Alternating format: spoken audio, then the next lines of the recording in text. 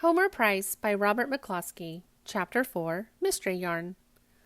One fall afternoon, Homer was whistling a little tune and raking up leaves from Uncle Ulysses's front lawn and trying to decide whether to ask for his pay in cash or in donuts from Uncle Ulysses's lunchroom.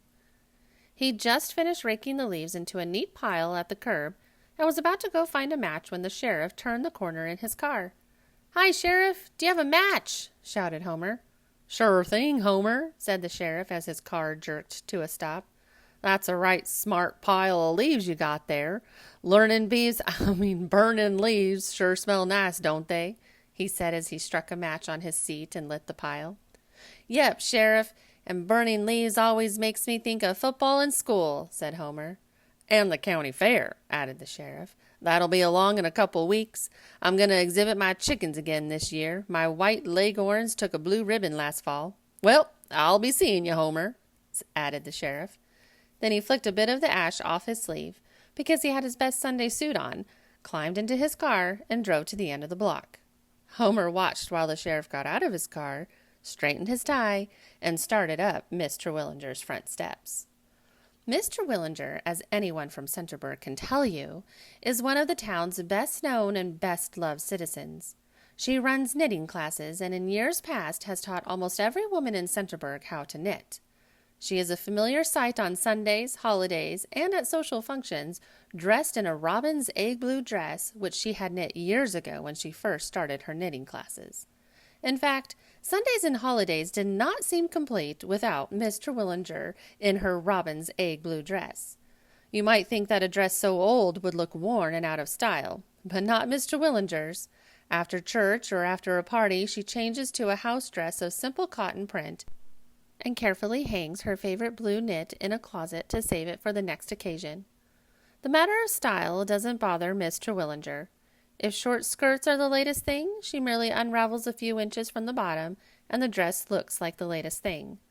Of course, Miss Terwillinger saves the robin's egg-blue yarn that she removes for, and she has so often remarked, "Longer skirts will be in style again in a year or two, and then I'll have the right yarn to knit a few inches back onto the bottom of the skirt."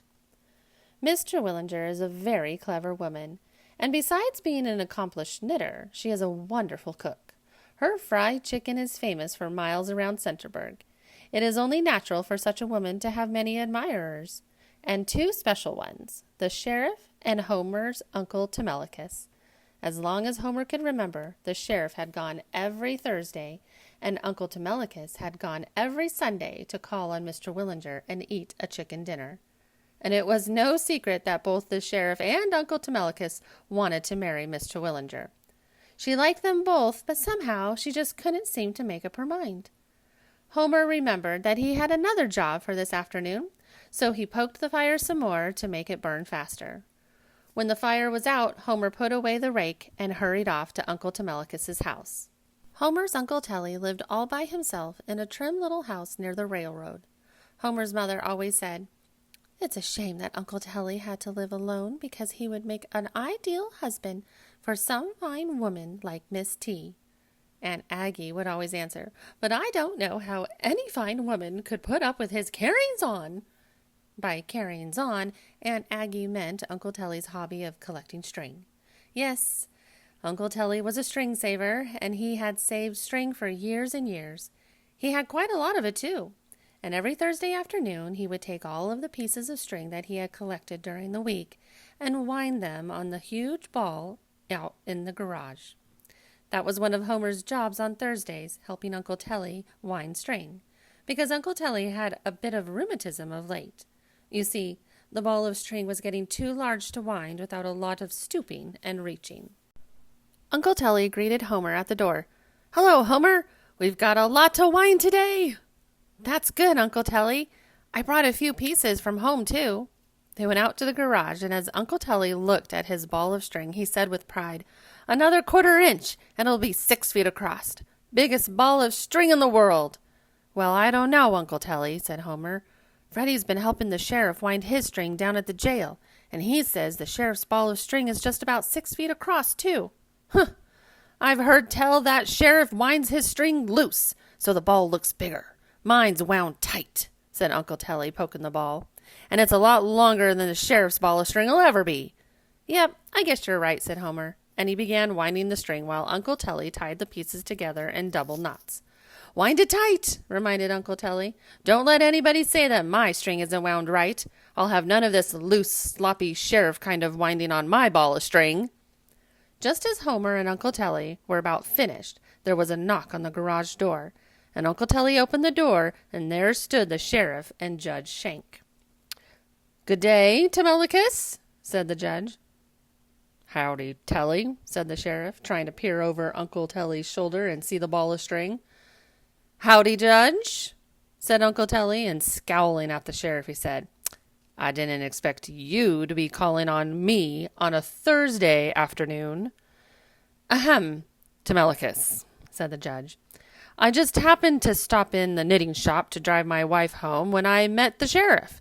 As you know, Telly, or Telemachus, it is necessary to cut down expenses at the fair this year, and we cannot afford to have the trotting races that we have always had. The sheriff, who, like myself, is on the fair board, and who, like yourself, is a string saver, has suggested that he and you, Telemachus, enter into an event that could be held on the racetrack and provide the diversion that the trotting races have." "Yep," interrupted the sheriff. "I challenge you to unroll your string around the racetrack just to prove once and for all that I've got more string than you have." Yes, to put it bluntly, this is the situation, Telemachus. I appeal to your sense of county pride. Do not spurn the offer, and then, of course, the winner will receive a prize." "I'll do it, by Zeus," said Uncle Telly. "We'll see who's got the most string, Sheriff. Your ball might be just as big as mine, but it ain't wound tight." And to prove his point, Uncle Telly gave his ball a kick and almost lost his balance. "Very well, gentlemen," said the judge. "I shall—" "Wait a minute, Judge," interrupted Uncle Telly. "I'll do it on one condition." Uncle Telly was noted for his driving a hard bargain, and Homer wondered what it would be. "If I win this here contest, the sheriff has to promise to spend his Thursday afternoons out of town and give Mr. Willinger a chance to make up her mind and marry me." "Well," said the sheriff, "in that case, if I win, you'll have to leave town on Sundays and give Mr. Willinger a chance to make up her mind and marry me." "It's a deal," said Uncle Telly, and he and the sheriff shook hands for the first time in years, just to clinch the bargain, of course. "Very well, gentlemen," crooned the judge. "I shall judge this contest, and at our earliest convenience we will draw up a set of rules pertaining— good day, Telemachus." "Good day, Telly," said the sheriff. "Sorry I can't stay, but I got an appointment."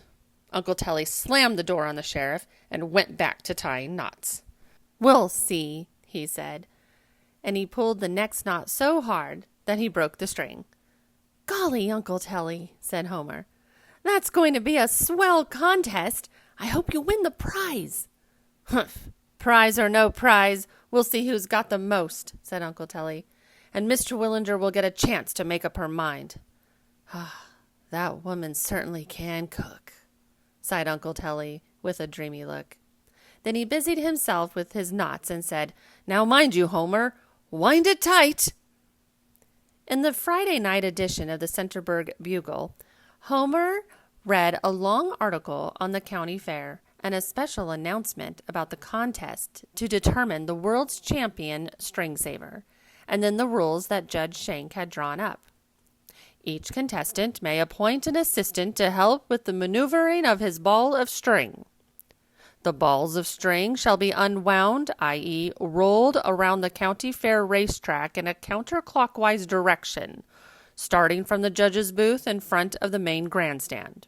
The ball of string reaching around the racetrack the greatest number of times shall be regarded as the winning string, and that string's owner shall be declared winner of the prize and of the title of World Champion String Saver. The string shall be unwound for 2 hours every afternoon of the week of the fair, starting at 2:00. Homer read the rules and noticed that nothing was mentioned about the gentleman's agreement between the sheriff and Uncle Telly. But that sort of news travels fast in a town the size of Centerburg, and it wasn't long before practically everybody knew that the winner was supposed to have the hand of Mr. Willinger in marriage. Homer decided to go past Uncle Tully's house and see what he thought about the rules. Homer couldn't help wondering what a woman who could cook fried chicken so well and who was as clever as Mr. Willinger would do if she heard about the agreement.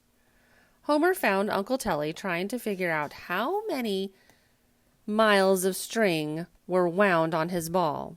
He was multiplying 3.1416 by the diameter, and after multiplying by several figures, he asked Homer how many feet in a mile. 5,280, said Homer. Then Uncle Tully multiplied by 4. Then he turned to Homer and said, I figure there's enough string to go around that racetrack 100 times. Yep, 25 miles of string. Just let the sheriff beat that if he can. Look, Uncle Tully, here comes the judge and the sheriff again. And look who's with them, Mr. Willinger. Uncle Tully opened the door before the judge had a chance to knock, and the judge puffed in, followed by the sheriff and Mr. Willinger. Good day, Telemachus. We have a new contestant for the title of World's Champion String Saver, puffed the judge. Mr. Willinger blushed and giggled, while Uncle Tully backed around to the other side of the room and raised his eyebrows at the sheriff in a way that asked, Did you tell her about the agreement? The sheriff shrugged his shoulders and wiggled his mustache that showed he was just as puzzled as Uncle Tully. Mr. Willinger, if she did not know about the agreement, wasn't admitting it. Isn't it wonderful, she said to Uncle Telemachus and the sheriff, that we have so much in common? Yes, she tittered. I've been saving string for the past 15 years. All of the colored yarn and odds and ends from knitting classes. I have a beautiful ball of yarn, all the colors of the rainbow. Splendid, said the judge, rubbing his hands together. Simply splendid, Mr. Willinger. But, Judge, interrupted Uncle Tully anxiously.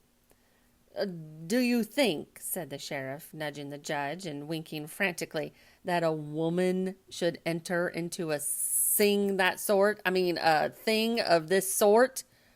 Splendid, continued the judge, ignoring these interruptions. The American female is beginning to find her rightful place in the business and public life of this nation. The sheriff and Telemachus and I deeply appreciate your public spirit, Mr. Willinger, and I'm sure that the county fair will be an unprecedented success. Come, Judge, said Mr. Willinger with a smile. I must get back to my knitting shop. Goodbye, Sheriff. Goodbye, Telemachus. I'll see you on Sunday. After the judge and Mr. Willinger were gone, the sheriff and Uncle Tully each accused the other of telling about the agreement. They finally calmed down and decided that the judge had double-crossed them with his fancy speech about women's rights. But Uncle Tully, said Homer, there couldn't be 3 balls of string in the world as large as yours and the sheriff's. You're wrong, son, said the sheriff with a sigh. Her ball of string's bigger than mine. She's a clever woman, son, a very clever woman. If she wins, said Uncle Tully gloomily, we'll be right back where we started from, waiting forever for her to make up her mind. During the next week, the whole county got excited about the contest to determine the world's champion string saver. Everybody started saving string for their favorite contestant. The ladies in Mr. Willinger's knitting class reported that Mr. Willinger was knitting a brand new dress for the occasion. When Homer's mother heard about this, she called Aunt Aggie and said, We should do something about Uncle Tully. You know how men are about clothes. They can hardly tell one dress or suit from another. The next day, they dragged Uncle Tully downtown and picked out a nice new and very becoming plaid suit for him. The sheriff said, Well, if they're going to make a fashion show out of this thing, I can dress up too. And he sent away special delivery to Chicago and ordered an expertly fashioned double-breasted Hollywood model suit.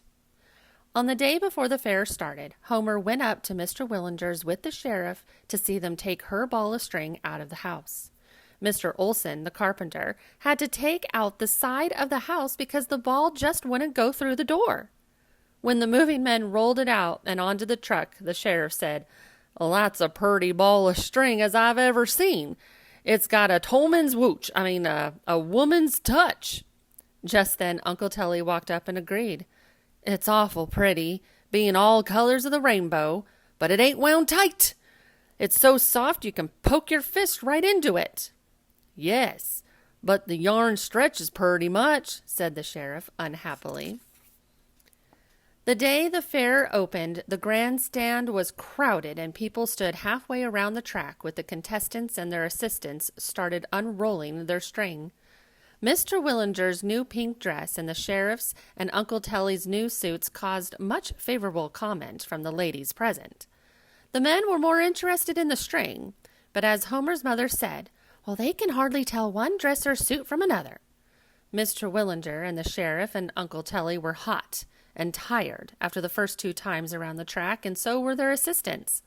So the judge had some of the regular county fair employees roll the balls while the contestants rode around the track alongside in the sheriff's car. After the first afternoon's unrolling, Mr. Willinger's ball measured 5 feet 9 inches. The sheriff's measured 5 feet and 8 3/4 inches. Uncle Tully's 5 feet 8 inches. Uncle Tully and the sheriff were very uneasy.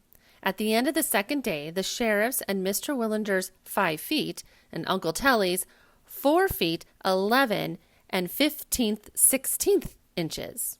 Uncle Tully felt a little better, and so did the sheriff. The measurements at the end of the next to the last day of the fair were Uncle Tully and the sheriff running 16 1/2 inches and Mr. Willinger only 12 5/8 inches, and each contestant's ball of string had unrolled around the track 99 times. Uncle Tully and the sheriff were feeling pretty confident now, and each one was sure of winning the title of World's Champion String Saver and the hand of the clever Mr. Willinger. On the last day of the contest, everybody in Center County was on hand early. The contestants were going to roll their balls of string around the track themselves. The sheriff and Uncle Tully were all dressed up for the occasion, but Mr. Willinger was not wearing her new knit dress. The ladies noticed right away that she was wearing the old robin's egg blue one that she had saved all these years. She started off carrying her ball in a gay little basket and a parasol to protect her from the autumn sun. She marched right off at 2 o'clock with her string trailing behind her. Most everybody knew that Mr. Willinger's ball was 3 3/8 inches less across from the sheriff's or Uncle Tully's, and they admired her confidence and her spirit, but they all knew that she couldn't win. Uncle T and the sheriff, each feeling confident, were taking it slow. They watched each other like hawks, and they unwound their string right up against the fence and checked up on each other's knots. They hadn't even gotten a quarter of the way around when Mr. Willinger was at the halfway mark. Homer could see her walking right along, wearing her robin's egg blue dress with the pink trim at the bottom, carrying her basket and the parasol to protect her from the autumn sun. The sheriff and Tully were halfway around, still checking every knot and stretching their string as tight as they dared against the fence. Now Mr. Willinger was 3/4 of the way around, still walking right along, wearing her robin's egg blue blouse with the pink skirt, carrying her basket and the parasol to protect her from the autumn sun. Uncle Tully shouted at the 3/4 mark, "I've won!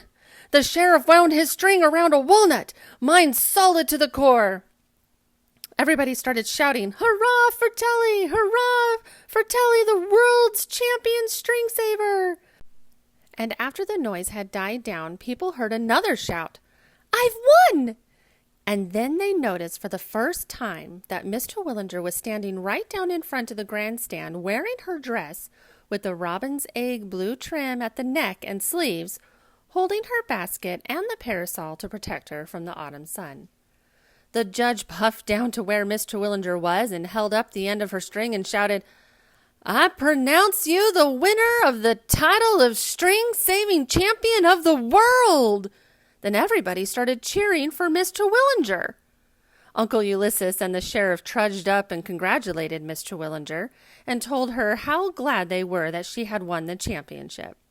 Everyone could see, though, that they were unhappy about having to wait forever for her to make up her mind, especially Uncle Telly. Practically every woman who was there that day knew how the clever Miss Terwilliger had won the championship. They enjoyed it immensely and laughed among themselves, but they didn't give away the secret because they thought, all's fair in love, and besides, a woman ought to be allowed to make up her own mind. There might have been a very few observing men who, like Homer, know how she won, but they didn't say anything either, or maybe they just didn't get around to mentioning it before Mr. Willinger finally decided to marry Uncle Telly the following week. It was a grand wedding with the sheriff as the best man. Uncle Telemachus and his new wife left for Niagara Falls while the guests at the receptions were still drinking punch and eating wedding cake and donuts, not to mention fried chicken. Well, that was a a dandy wedding, said the sheriff to Homer while polishing off a chicken breast. He looked at the wishbone and sighed. Then after a minute he brightened and said, "But they've asked me to dinner every Thursday night." "You know, Homer," said the sheriff with a smile, "there'll be a very happy couple going through life saving string together." "Yep," said Homer. "I guess they're the undisputed champions now." "Guess you're right, Homer. Nobody'll ever get so much string saved on one ball as they have. Heck, I think I'll start saving paper bags or bottle caps."